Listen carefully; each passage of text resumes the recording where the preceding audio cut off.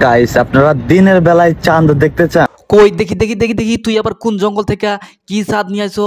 আমাদের একটু দেখাচ্ছে, আমাদের একটু দেখাচ্ছে। দেখেন ওরে বাপ রে বাপ, এটা তো চাঁদ না রে, এটা তো মহাসমুদ্র রে, মহাসমুদ্র। সারা বাংলাদেশের মানুষ গোসল কইরা শেষ করতে পারবো না এই মহাসমুদ্র। তুমি কোত্থেকে লয়েছো? ওরে বাপ রে বাপ।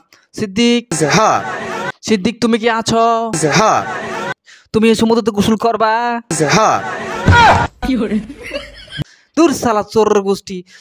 তুমি তো চাও না তো কোনো গোসল করতে। তুমি যে জায়গায় যাও সে জায়গায় তুমি গোসল করতে চাও। আচ্ছা তুমি সব জায়গায় গোসল করতে দুনিয়ার মানুষ কেমনে গোসল করবো?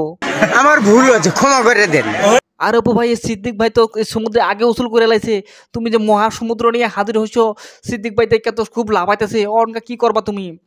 অপু ভাই, এই সমুদ্রেতে যদি আপনি চাঁদ গন, তাহলে চাঁদ দেখলে আমি কি কইবেন? কি কও সিদ্দিক? হ্যাঁ ওরে বাপ রে বাপ, এই সমুদ্রে যদি গোপাল একবার দেখে না দিন 24 ঘন্টার মধ্যে কয়বার গোসল করে? ওরে বাপ রে বাপ। অপু ভাই, আপনার সমস্যাটা কি? যখন আপনি সেলুনের দোকানে থাকতেন তখন তো সব কিছু ঠিকঠাক করে কথা বলতেন এবং সব কিছু ঠিকঠাকই দেখতেন। অনকা আপনি একটা সমুদ্র দেখে কোন এটা ফেলে আপনার স্বাদ।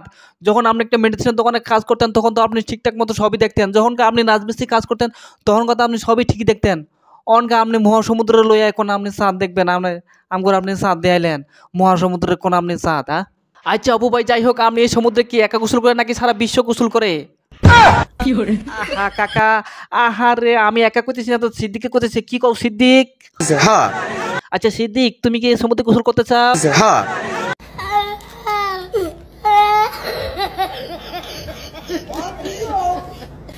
আচ্ছা সিদ্দিক, ইস, খালি পাম মারে, খালি ফাঁক